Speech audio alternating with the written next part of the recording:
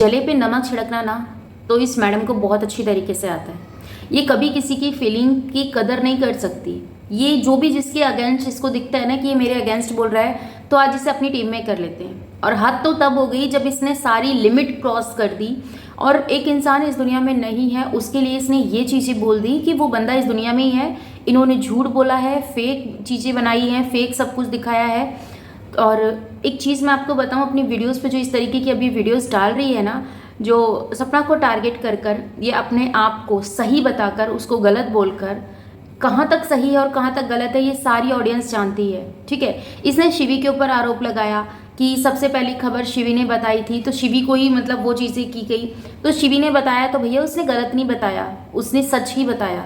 और एक दोस्त होने के नाते जितना उसकी फ्रेंड ने लगा उसको कि हाँ एक फ्रेंड कितना बोल सकती है, कितना उसका राइट है, उतना उसने किया। जहाँ शिवी गलत थी वहाँ पे भी हमने इन चीज़ों को बोला था। जहाँ सपना की मम्मी गलत थी हमने वहाँ पर भी बोला था। क्यों? क्योंकि ये यूट्यूब है। यूट्यूब किसी के बाप की जागीर नहीं है। यहाँ कोई किसी के ऊपर वो नहीं देखता है कि भैया इसको सिंपैथी की ज़रूरत है या फिर इसको नहीं है। यहाँ पर तो एक दूसरे की टांग खींचने के लिए, अपने आप को आगे बढ़ाने के लिए लोग आते हैं। ये झूठ बोल रही हूँ तो अभी देख लो, इस मैडम के सारे सब चीज़ सामने आपके है। अगर मैं गलत बोल रही हूँ तो ये कुछ ऐसे लोग हैं जो समाज में खड़े होकर समाज का ठेकेदार बनते हैं। तो एक बात मैं आपसे पूछना चाहती हूँ मैडम, मुझे पता है क्योंकि अब तुम्हारे पास कोई वो नहीं रहेगा तो तुम इस तरीके से बोलोगी और तुम्हें मिर्ची लगेगी। तो मुझे इतना सा भी रत्ती भर भी फर्क नहीं पड़ता तुम्हारी इन बातों से। फर्क जब पड़ेगा जब तुम जेन्युइन होगी और तुम्हारी बात के अंदर सच्चाई होगी। तुम्हारे अंदर ना सच्चाई है और ना ही तुम सच बोलना जानती हो। ये चीखना, चिल्लाना, धाड़ना, तो भैया कुत्ते भी भौंकते हैं और उनकी भी आदत वही होती है भौंकने की। ठीक है ना? तो मुझे नहीं फर्क पड़ता रत्ती भर भी।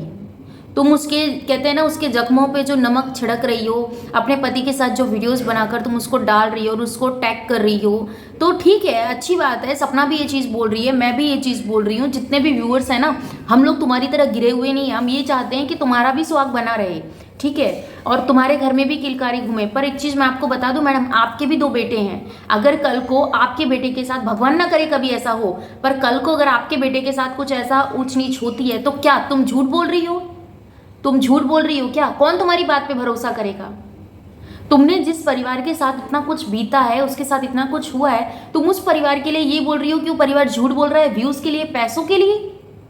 भैया एक बार बेटा जाता है ना, और जब दूसरी बार जाता है तो इंसान टूट जाता है अंदर से, कुछ नहीं रहता उसके पास लड़ने के लिए, बोलने के लिए। और तुम हो कौन इंसाफ दिलाने वाली? पहली बात। और तुम ये बात बोल रही हो कि मैं इंसाफ दिलाऊंगी, तो क्यों नहीं दिलाया अब तक? क्यों तुम अब तक ये बाबा जी का ठुल्लू ही लेके घूम रही हो?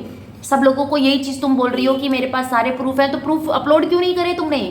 क्यों तुमने अपलोड नहीं करे प्रूफ?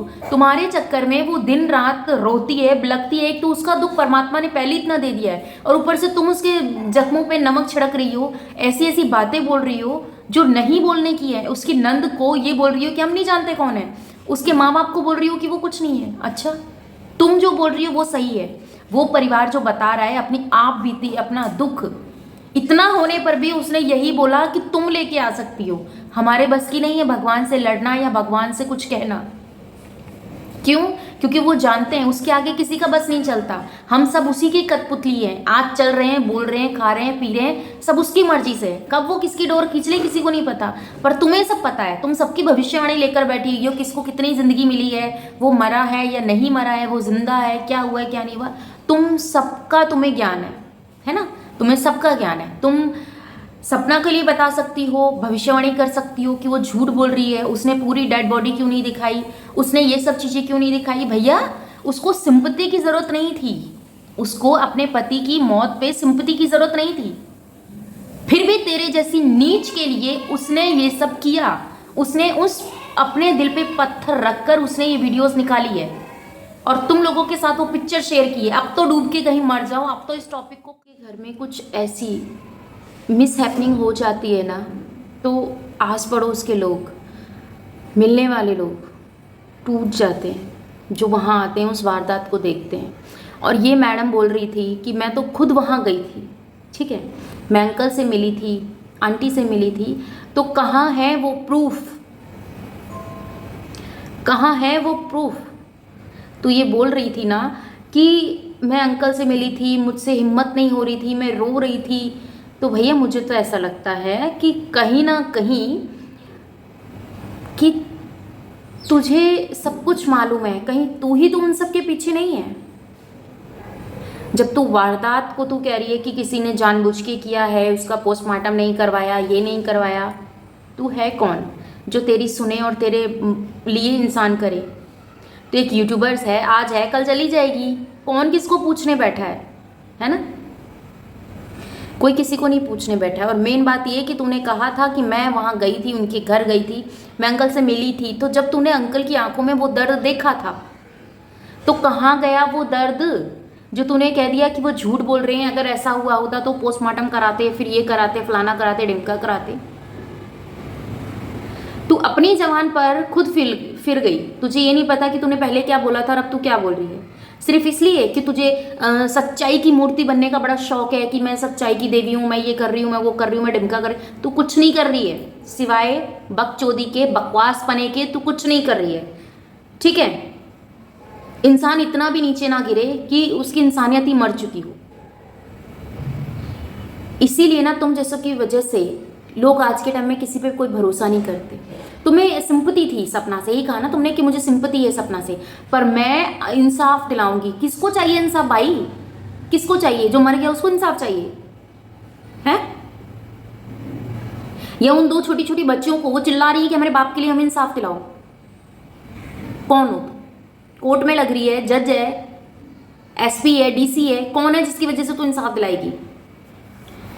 यूट्यूब पर बैठकर वीडियोस बनाना, किसी की फीलिंग के साथ खेलना, खिलवाड़ करना, ये सब तो पता होगा?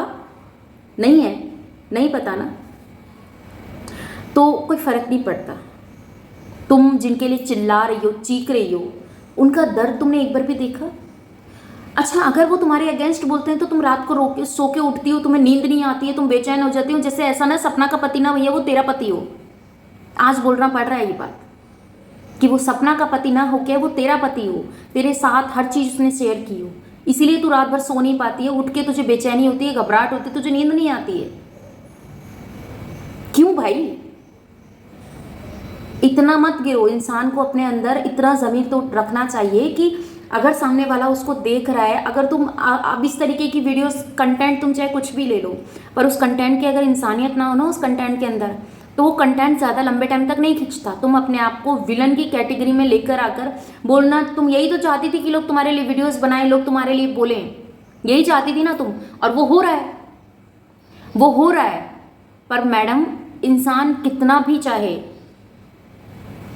वो ये सोचे ना कि मुझे सक्सेस चाहिए किसी काम में, तो ये कभी नहीं सोचता कि मेरे काम को अगर लोग पसंद कर रहे हैं तो गलत तरीके से या गलत लोग पसंद करें, क्योंकि मेरे पीछे मेरा परिवार है।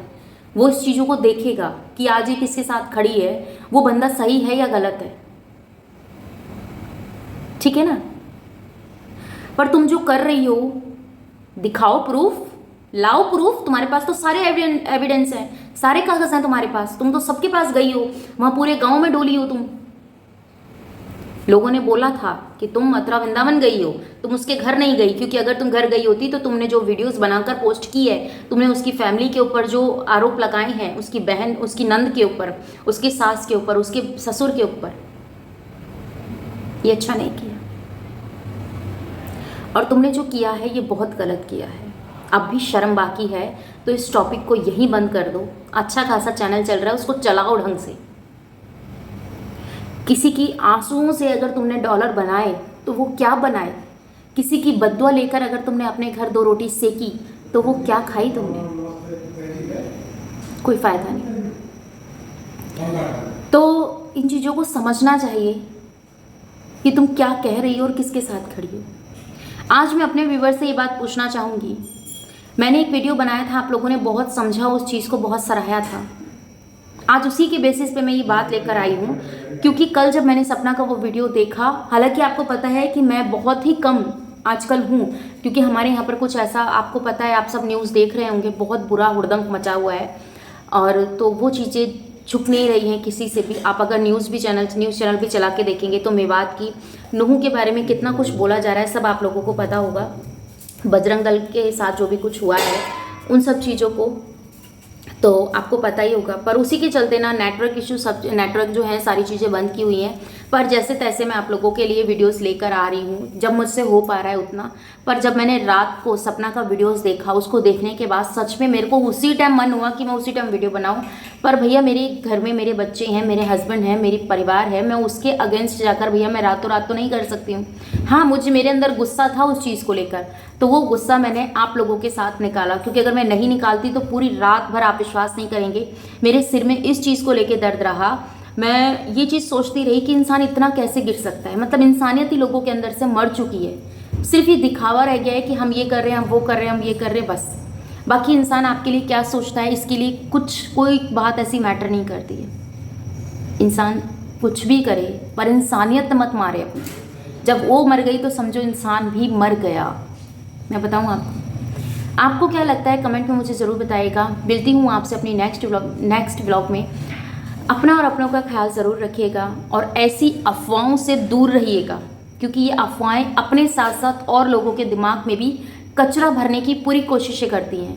क्योंकि इनका काम, इनका टारगेट यही है। इसी तरीके से ये सक्सेस पाना चाहती हैं और ऐसे सक्सेस ही भूल चुकी हैं। ऐसी सक्सेस किसी को भी आगे जाके कामयाबी नहीं दिला सकती, ठीक है ना।